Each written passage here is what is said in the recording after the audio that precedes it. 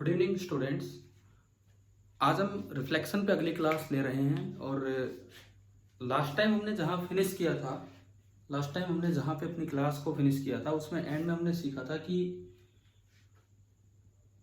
Motion of image if object is move, motion of image if object is move, ये हमने देखा था। Mirror को हमने माना था कि मिरर रेस्ट पे है और अब अगर मैं ऑब्जेक्ट को मूव कराऊं तो इमेज किस तरह से चलेगी, ये सब हमें सीखना होगा। यहाँ पे देखिए, सबसे पहली बात जो फॉर्मूला निकल के आया वो ये निकल के आया था कि वेलोसिटी ऑफ इमेज, जो हमने लास्ट टाइम फॉर्मूला पढ़ा था वो ये आया था, velocity of image is minus magnification का square into velocity of object. ये तब है provided the mirror is at rest. अगर मिरर रेस्ट मतलब विद रिस्पेक्ट टू मिरर ये सब था, provided the mirror is at rest. अगर मिरर रेस्ट पे है तो ये फॉर्मूले हम अप्लाई कर सकते हैं। अब इससे दो तीन बातें समझ में आ रही है। सबसे पहला point, negative sign. Negative sign indicates that कि दोनों वेलोसिटीज की डायरेक्शन अलग होगी। That velocity of image and velocity of object, velocity of image and velocity of object are always in opposite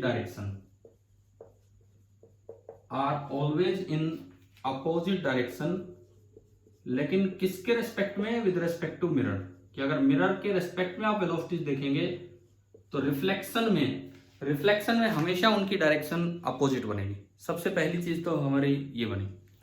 दूसरी बात, सेकेंड पॉइंट, ये वेलोसिटी मैग्निफिकेशन पे depend कर रहा है। Means if mode m is greater than 1 तो velocity of image is greater than velocity of object. ये चीज हमने पिछले लेक्चर में यूज की थी। इसको उल्टा देखिए, अगर इमेज तेज चलती है, मैंने कहा था उसके बड़े बड़े पाव वो तेज चल रही है, अगर इमेज तेज चलती है तो इसका मतलब है कि mode m is greater than 1, तो हमने बोला था कि वो एनलार्ज इमेज बनेगी। अगर इमेज तेज चलती है तो इसका मतलब वो एक एनलार्ज इमेज बनेगी। तो इसी में हमें ये भी पता लग रहा है, if mode m is less than 1, तो इस फॉर्मूले से ये सजेशन मिल रहा है कि velocity of image is less than velocity of object. तो हमने ये देखा था कि अगर ये वेलोसिटी वाली बात हमने पहले ऑब्जर्व की थी, अगर इमेज धीरे चलती है मतलब उतने ही टाइम में ऑब्जेक्ट इंफिनिटी से फोकस पे आ लिया, बहुत लंबा डिस्टेंस कवर कर गया, और इमेज चलिए सेंटर से फोकस पे, तो इसका मतलब इमेज धीरे चलिए तो मैग्निफिकेशन 1 से कम होगा, तो हम बोलते थे कि वो डिमिनिश इमेज होगी, स्मॉल साइज इमेज होगी। क्लियर? शायद ये वाला पॉइंट आपको क्लियर हो गया होगा। अच्छा, इसके बाद देखो, यहां तक होने के बाद motion of image if object is moved, जो फॉर्मूले आपने निकाले उससे जो दो रिजल्ट हमें मिले वो हमने सीखा है। अब इसको अप्लाई कैसे करना है, इस फॉर्मूले को अप्लाई कैसे करना है। जैसे सपोज कोई भी एक क्वेश्चन हम लें, आपको सवाल दिया गया कि ये एक मिरर है, this is a concave mirror. आपको ये सवाल दिया गया कि ये कॉनकेव मिरर है और इस कॉनकेव मिरर में दिस इज द पोल, इसकी रेडियस ऑफ कर्वेचर आपको दी है suppose 20 centimetre. Radius of curvature is given to be 20 centimetre, ये सब दिया गया है। और अभी जो ऑब्जेक्ट है वो 25 सेंटीमीटर दूर है एट प्रेजेंट, और वो मिरर की तरफ चल के आ रहा है, मिरर की तरफ with a speed of 2 centimetre पर सेकेंड। तो आपसे पूछा है find the velocity of image,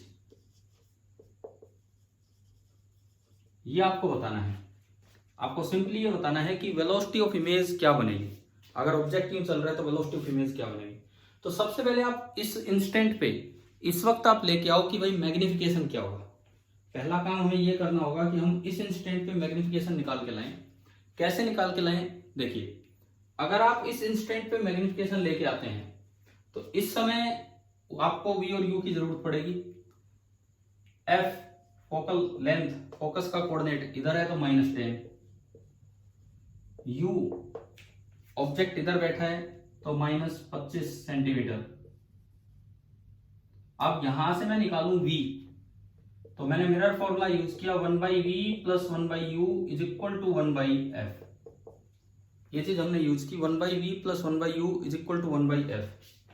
तो 1/v हमें नहीं पता, प्लस 1/-25 इज इक्वल टू 1/-10। ये उधर जाके प्लस का होगा तो 1/v that is equal to 1/25 minus 1/10। आपने एलसीएम लिया 50, 25 2 50 -5, तो ये आ गया -3/50। तो अगर मैं देखूं तो v सीधा किया तो -50/3। v अगर आपने देखा तो -50/3 आया, मतलब यहां कहीं इमेज है, यहां कहीं इमेज है, इधर है 50/3 सेंटीमीटर इधर। आपको इमेज का पता लग गया कि कहां पे है। अब डायरेक्शन, अब वेलोसिटी, ये इधर जा रहा है तो ये इधर आएगा, अपोजिट डायरेक्शन में चलना ही होगा इमेज को। ये अभी हमने सीख लिया, माइनस साइन हमें यही इंडिकेट करता है कि भाई ये अपोजिट डायरेक्शन में चलेंगे। अब दूसरी बात आती है कि इनमें रिलेशन क्या होगा। इनमें रिलेशन क्या होगा, यहां अगर मैं देखूं वेलोसिटी ऑफ इमेज ये हमें निकालना है, इज इक्वल टू, माइनस हटाओ, हम स्पीड ऑफ इमेज बता देते हैं, डायरेक्शन मैंने अलग से बता दी है। हम स्पीड ऑफ इमेज पे चलते हैं, डायरेक्शन हमने अलग से देख ली है, is equal to, speed of image is equal to, minus को हटाओ, मैग्निफिकेशन, पहले आप मैग्निफिकेशन निकाल लो। मैग्निफिकेशन का फॉर्मूला होता है -v/u, माइनस ऑफ v आपका निकला -50/3 और डिवाइड बाई u आपका है -25, 1/-25 ये आया। एक माइनस से एक माइनस गया, एक माइनस रह गया, तो ये आया -2/3। मतलब इन्वर्टेड इमेज बनेगी, एक माइनस यहाँ पे रह गया है तो जो इमेज है वो इन्वर्टेड है एंड दिस इज -2/3। तो अब अगर आप इसमें देखें तो स्पीड, इसमें माइनस नहीं लगाना है, स्पीड नेगेटिव नहीं होती है, इंटू वेलोसिटी ऑफ ऑब्जेक्ट, और वेलोसिटी ऑफ ऑब्जेक्ट इसमें दे रखी है 2 सेंटीमीटर/सेकंड। तो वेलोसिटी ऑफ या स्पीड ऑफ इमेज जो निकल गई 2 और 2 4 और 2 8, तो आ गई 8/3 सेंटीमीटर/सेकंड। और ये जो आई है this is away from the mirror, ये जो आपके निकल के आया है this is away from the mirror, mirror से दूर की तरफ इतना। तो मुझे लगता है कि ये फॉर्मूला आपको यूज करना शायद आ गया होगा, किस तरह से यूज करना है। अच्छा, अब इस फॉर्मूले की एक और इंपॉर्टेंस बताता हूं, किस तरह के सवालों में ये फॉर्मूला सीधा यूज हो सकता है, नहीं तो बड़ी मुश्किल हो जाए हमको सोल्व करने में। देखो, जैसे मान लो आपको एक कॉनकेव मिरर दिया है जिसका रेडियस ऑफ कर्वेचर है 20 सेंटीमीटर, ये एक्स एक्सिस। कॉनकेव मिरर दिया है, रेडियस ऑफ कर्वेचर है 20 सेंटीमीटर, और ऑब्जेक्ट हमने ले लिया 15 सेंटीमीटर दूर, ऑब्जेक्ट हमने लिया है 15 सेंटीमीटर इधर। अब आपसे यूं पूछ ले कि जो ऑब्जेक्ट है ओ, this is shifted by 1 millimetre, किधर मान लो towards the mirror, this is shifted by 1 millimetre towards the mirror, केवल 1 मिलीमीटर, बहुत दूर है 15 सेंटीमीटर इस मिलीमीटर के मुकाबले। तो आपको बताना है कि find the displacement of image. आपको इमेज की डिस्प्लेसमेंट बतानी है कि अगर ऑब्जेक्ट थोड़ा सा, केवल थोड़ा सा, अब दिक्कत क्या आएगी इसमें कि कैलकुलेशन में बड़ी भारी प्रॉब्लम आ जाएगी। सुनो, अगर 15 पे है जब तो कोई प्रॉब्लम ही नहीं है। मान लो मैं इसका सॉल्यूशन स्टार्ट करूं, अगर ये 15 सेंटीमीटर पे रखा है तब तो नो प्रॉब्लम, कोई दिक्कत है ही नहीं। क्यों? आपने u लिखा, दैट इज -15 सेंटीमीटर। आपने f लिखा, f आएगा -10 सेंटीमीटर। आपने u लिखा, f लिखा। अब अगर आप v निकालते हैं यहां से, आप अगर यहां से v निकालें तो 1/v plus 1/u is equal to 1/f। 1/v plus 1/u is equal to 1/f, ये आपका फॉर्मूला है। आपने v निकाल दिया, 1/v plus 1/-15 is equal to 1/-10। ये उधर जाके घटेगा तो 1/v is equal to 1/15 minus 1/10। LCM आया 30, 2 - 3 इट मीन्स -1/30। तो अगर आप इसको सीधा करें तो v होगा -30 सेंटीमीटर। जो v आ गया -30 सेंटीमीटर, यानी कि इमेज कहीं पीछे बनी होगी, इमेज कहीं इधर बनी होगी, 30 सेंटीमीटर इधर। अब बात ये है, ठीक है ये तो आ गया, इनिशियल सिचुएशन आपने निकाल दी भाई, जो हमने सॉल्यूशन स्टार्ट किया, क्योंकि डिस्प्लेसमेंट के लिए तो इनिशियल पोजीशन भी पता होनी चाहिए और फाइनल भी। तो मैंने इमेज की इनिशियल पोजीशन बता दी। अब फाइनल पोजीशन बताने में तो बहुत भारी जोर पड़ेगा। ऑब्जेक्ट को शिफ्ट किया थोड़ा आगे, 1 मिलीमीटर आगे। 1 मिलीमीटर मतलब 0.1 सेंटीमीटर, 1 मिलीमीटर मतलब 0.1 सेंटीमीटर आगे। तो अब जो नया u बनेगा दैट विल बी -14.9 सेंटीमीटर। जो नया u बनेगा that will B -14.9 centimetre. f वही है -10। अब अगर आप v निकालें, 1/v plus 1/-14.9 is equal to 1/-10। यहां से नया v जो आएगा that will be equal to, ये प्लस हो जाएगा उधर जाके, 1/14.9 माइनस 1/10। अब 1/v इज इक्वल टू, आपने एलसीएम लिया 149, मैंने 10 से मल्टीप्लाई कर दिया, तो यहां 10 और -14.9 तो 4.9 बना। तो v आपका आ गया 149/4.9 माइनस के साथ, और यू कैन से 1490/49 सेंटीमीटर। ये नेगेटिव, यानी कि अब जो इमेज है वो थोड़ा और भी उधर होगी, क्योंकि ऑब्जेक्ट को इधर डिस्प्लेस किया तो इमेज और भी उधर। अब अगर आपको डिस्प्लेसमेंट निकालना है, देखो आपने इनिशियल निकाल दिया, फाइनल निकाल दिया, अब मैं डिस्प्लेसमेंट निकालना चाह रहा हूं। तो जो डिस्प्लेसमेंट होगा, इस तरीके से आप जो निकाल रहे हैं, जो भी इसका डिस्प्लेसमेंट होगा, जो भी इसका डिस्प्लेसमेंट होगा that will B delta we. Delta we मतलब मोड ऑफ, एक 30 सेंटीमीटर इधर है और एक उतना उधर है, वो ज्यादा क्योंकि और भी उधर शिफ्ट हुआ होगा, क्योंकि इमेज ऑब्जेक्ट इधर शिफ्ट हुआ है। तो 1490/49 माइनस 30, आपको मोड भी लगाने की जरूरत नहीं है, बड़ा ही आएगा। एलसीएम आपने लिया 49, 1490 माइनस 3 9 27, 2 3 12 और 2 14, 1470, ये आया 20/49 सेंटीमीटर। अगर इसको मिलीमीटर में बोले तो 200/49 मिलीमीटर। ठीक है, आपने पूरा सवाल कर दिया, इनिशियल सिचुएशन निकाली, फाइनल सिचुएशन निकाली, और उसके बाद इसको सोल्व किया। अब ऑप्शन दे रखे हैं कि ऑप्शन में 1 mm, 2 mm, 3 mm और 4 mm। सपोज कीजिए इस सवाल में आपको 4 ऑप्शन दिए हों, 1 millimetre, 2 millimetre, 3 millimetre and 4 millimetre. इनमें से कौन सा सही ऑप्शन होगा, जो मोस्ट सुटेबल ऑप्शन है? आप देखो, इसको नियरली 50 मान लिया, तो दिस इज नियरली 4 mm। तो आपका आंसर आ गया ये। अब बात ये है यार, ये तो बड़ा टाइम कंज्यूमिंग है, कैलकुलेशन मिस्टेक हो सकती हैं। देखो बच्चे अक्सर भूल छोड़ जाते हैं इन चीजों से, कई बार तो सब्जेक्ट से इंटरेस्ट हटने लगता है, यार ऐसे ऐसे सवाल करेंगे हम, मतलब रिफ्लेक्शन के नाम पे ये पढ़ेंगे क्या हम, ये सवाल करेंगे, तो इंटरेस्ट भी हटने लगता है। आंसर तो 4 आ रहा है, क्योंकि ऑप्शन में तो कहीं इतना खतरनाक दे ही नहीं रखा है। तो आप ये सोचो कि अल्टरनेट तरीका क्या हो सकता है। इनिशियल और फाइनल निकालने की बजाय आप ये सोचिए कि इसका यूज करके, इनिशियल और फाइनल निकालने की बजाय आप इसका यूज करके सोचिए कि हम कैसे निकालें। मैं आपको 2 मिनट दे रहा हूं, जस्ट अभी वीडियो चल ही रहा है, आप एक बार जस्ट कैलकुलेट कीजिए कि सेम चीज, मतलब ये 4 ऑप्शन है, इस फॉर्मूले का यूज करके मैं कैसे ये फॉर्मूला, कैसे आंसर निकाल के लाऊं।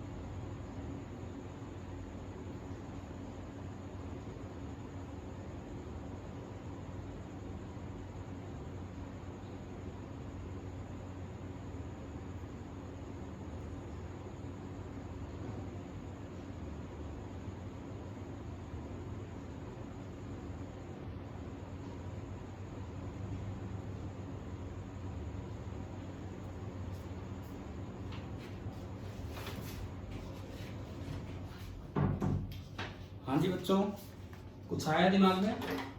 मैं एक बार एक बुक लेने चला गया था, एक और सवाल अभी आपको करवाऊंगा जो एनसीईआरटी 12th फिजिक्स में है, ऑप्टिक्स में, लेकिन उससे पहले ये वाला हम कंप्लीट करें जो आपको बताया। देखिए, इस चीज को कैसे यूज करें कि डायरेक्ट हो जाए। आप फाइनल पे मत जाओ, क्योंकि कैलकुलेशन में दिक्कत फाइनल सिचुएशन में ही बन रही है, दिक्कत ही फाइनल सिचुएशन में है, और फिर उससे डिस्प्लेसमेंट निकाला। आप इनिशियल सोल्व कर लो, किया आपने, ठीक है। अब इस फॉर्मूले को लगाओ, वेलोसिटी ऑफ इमेज। अगर आपको ध्यान हो कि जब हमने ये फॉर्मूला डेराइव किया था तो वेलोसिटी ऑफ इमेज बनी थी dv by dt is equal to minus उस जगह का मैग्निफिकेशन का स्क्वायर और into velocity of object du by dt।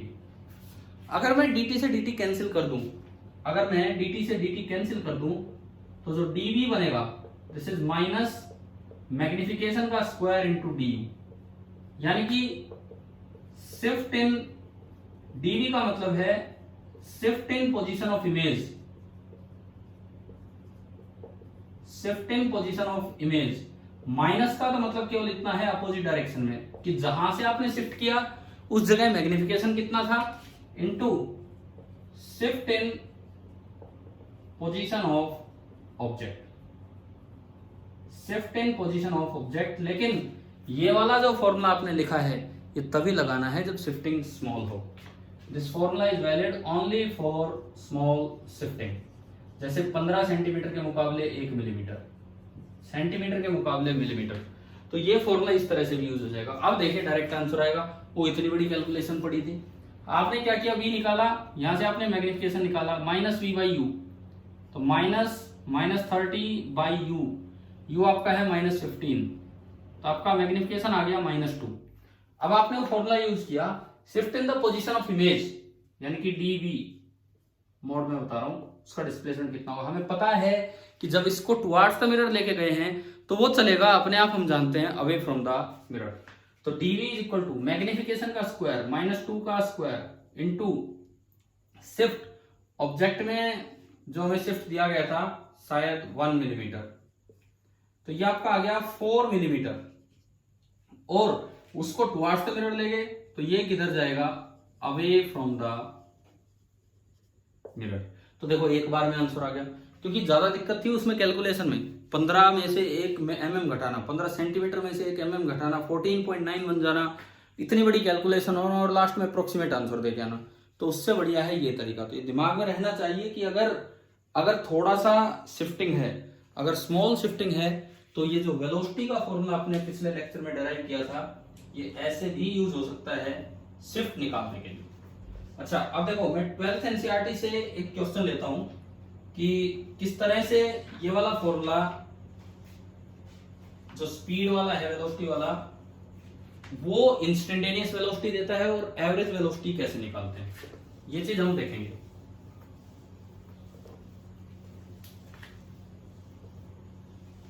उस 12th के उस क्वेश्चन में, 12th का क्या होता है वो तो क्वेश्चन किसी टॉपिक का है, लेकिन मैं क्यों ले रहा हूं उस सवाल को, क्योंकि उन्होंने क्वेश्चन में तो पूछा इंस्टेंटेनियस वेलोसिटी, लेकिन सोल्व है वो, सॉल्यूशन में दे दिया एवरेज वेलोसिटी। तो आपको ये गलती नहीं करनी है, तो इस हिसाब से वो सवाल में कुछ गलती है। देखिए उसमें लिखता है ये आपका क्वेश्चन कहां से है, 12th class NCERT part second, page number 316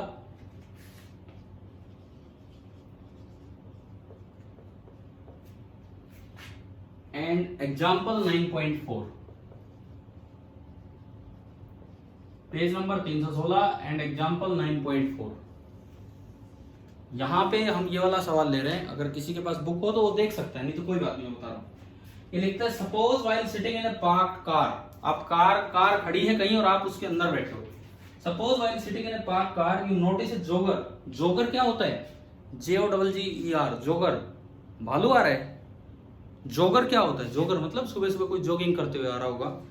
you notice the jogger approaching towards you in the side view mirror, गाड़ी के साइड में जो मिरर होता है उसमें आप देख रहे हो और वो जोगर आपकी तरफ आ रहा है, और side view mirror of R बराबर 2 मीटर, उस साइड व्यू मिरर का रेडियस है 2 मीटर। तो ये सवाल हमें 2-3 चीजें सिखाएगा। सबसे पहली बात, गाड़ियों में जो साइड व्यू मिरर होता है, साइड व्यू या रियर व्यू, पीछे का देखने वाला मिरर, वो कॉनकेव होता है कि कॉन्वेक्स होता है। पहला सवाल ये आता है कि हमारा जो साइड व्यू मिरर होता है, हमारा जो साइड व्यू मिरर होता है वो कॉनकेव मिरर होता है या कॉन्वेक्स मिरर होता है। सबसे पहला क्वेश्चन ये जनरेट होता है। देखिए हमने पढ़ा कॉनकेव मिरर कभी उल्टी इमेज बनाता है, कभी सीधी। रियल ऑब्जेक्ट की, मैं रियल ऑब्जेक्ट की बात कर रहा हूं, पीछे से कोई गाड़ी आ रही है वो रियल ऑब्जेक्ट है। एक रियल ऑब्जेक्ट की कॉनकेव मिरर कभी सीधी इमेज बनाएगा, कभी उल्टी इमेज, कभी मैग्नीफाइड, कभी स्मॉल, तो हम तो कंफ्यूज हो जाएंगे, ट्रक आ रहा है कि क्या आ रहा है पीछे, समझ में नहीं आएगा। कॉन्वेक्स मिरर अगर आपको याद हो, हमेशा रियल ऑब्जेक्ट की छोटी इमेज बनाएगा, तभी तो मिरर में समा पाएगी वो इमेज, और इरेक्ट इमेज बनाएगा, तो हमें कंफ्यूजन ही नहीं होगा कि ये क्या आ रहा है। तो इसीलिए गाड़ियों का जो मिरर होता है that is always a convex mirror, क्योंकि ये पता होगा तभी आप फोकल लेंथ का साइन ले पाएंगे कि पॉजिटिव लेना है कि नेगेटिव लेना है। सबसे पहले आपको ये पता होना चाहिए कि भाई किस तरह का वो मिरर है। तो ये हमने माना कि ये कॉन्वेक्स मिरर है, उसका रेडियस ऑफ कर्वेचर दे रखा है 2 मीटर। क्वेश्चन में नहीं दिया कॉन्वेक्स मिरर है, ये आपको अपनी समझदारी से जनरेट करना था। 2 मीटर, अगर सेंटीमीटर में जरूरत पड़ेगी तो 200 सेंटीमीटर ले लेंगे। अच्छा जी, आगे देखते हैं। इसके बाद ये लिखता है if the jogger is running at speed of 5 metre per second, जो ऑब्जेक्ट है, स्पीड ऑफ ऑब्जेक्ट आपको दी है, speed of object this is 5 metre per second, ये दिया गया है। How fast the image of the jogger appear to move, तो ये पूछ रहा है कि स्पीड ऑफ इमेज आपको बतानी है कि जोगर की इमेज आपको जो मिरर में आप देख रहे हैं वो कितनी तेज दिखाई देगी, कब, जब एक बार जोगर आपसे 39 मीटर दूर है, एक बार 29 मीटर दूर है, एक बार 19 मीटर दूर है और एक बार 9 मीटर दूर है। 4 सवाल आपको दिए हैं। जब जोगर 39 मीटर दूर है तो यू हो गया -39 मीटर। जब जोगर 29 मीटर दूर है तो यू आपका हो गया -29 मीटर। जब जोगर 19 मीटर दूर है तो यू आपका हो गया -19 मीटर। एंड जब जोगर आपसे 9 मीटर दूर है तो यू आपका हो गया -9 मीटर। 4 एक जैसे सवाल, धीरे धीरे जोगर आपकी तरफ आता जा रहा है और आप जोगर को नहीं देख रहे हो, आप उसकी इमेज अपने उस बैक मिरर में देख रहे हो कि किस तरह से देखनी है। अब आपको ये बताना है कि स्पीड ऑफ इमेज क्या होगी जब जोगर यहां पहुंचा या यहां पहुंचा या यहां पहुंचा, इस तरह से। पहला तरीका, जिस तरह की इसकी लैंग्वेज है, यानी कि हम पूछना चाह रहे हैं इंस्टेंटेनियस स्पीड, ये जो पूछ रहा है ये एवरेज स्पीड नहीं पूछ रहे, ये आपको पूछ रहा है, ये आपसे पूछ रहा है इंस्टेंटेनियस स्पीड ऑफ इमेज। तो अगर आपको इंस्टेंटेनियस स्पीड ऑफ इमेज निकालनी है, जब इसने एवरेज स्पीड पूछी ही नहीं है, ये आपसे पूछ ही रहा है इंस्टेंटेनियस स्पीड ऑफ इमेज, तो जब ये आपसे इंस्टेंटेनियस स्पीड ऑफ इमेज पूछ रहा है तो आप वो वाला फॉर्मूला यूज करो अभी जो आपने पढ़ा था आज। सबसे पहले तो v निकालो, 1/v, क्योंकि मुझे मैग्निफिकेशन चाहिए। हालांकि मैंने आपको शॉर्टकट फॉर्मूले भी दिए हैं, F और U से आप डायरेक्टली भी मैग्निफिकेशन निकाल सकते हो, लेकिन बहुत बार नहीं याद रहते हो फॉर्मूले, जब किसी और चैप्टर में आप घुस रहे होते हो तो ये करने आ जाए सवाल। 1/v plus 1/u is equal to 1/f। 1/v plus 1/u, पहली बार u है -39, इज इक्वल टू 1/f। और देखो कॉन्वेक्स मिरर है तो f पॉजिटिव होगा, और मैं अगर यहां से देखूं तो फोकल लेंथ है 1 metre, 2 metre radius of curvature है, तो फोकल लेंथ आपकी होगी 1 मीटर, तो this is 1/1। So it is coming out to be 1/v is equal to 1 + 1/39, और यू कैन से 40/39, और जो v निकल के आया पहली बार दैट इज 39/40 मीटर, पॉजिटिव आ गया। v पॉजिटिव आना चाहिए क्योंकि ये गाड़ी का मिरर है जो हमेशा डायरेक्ट इमेज दिखाएगा, आगे इमेज दिखाएगा, और रियल ऑब्जेक्ट की वर्चुअल इमेज ही पॉजिटिव होती है। मैग्निफिकेशन भी पॉजिटिव आएगा।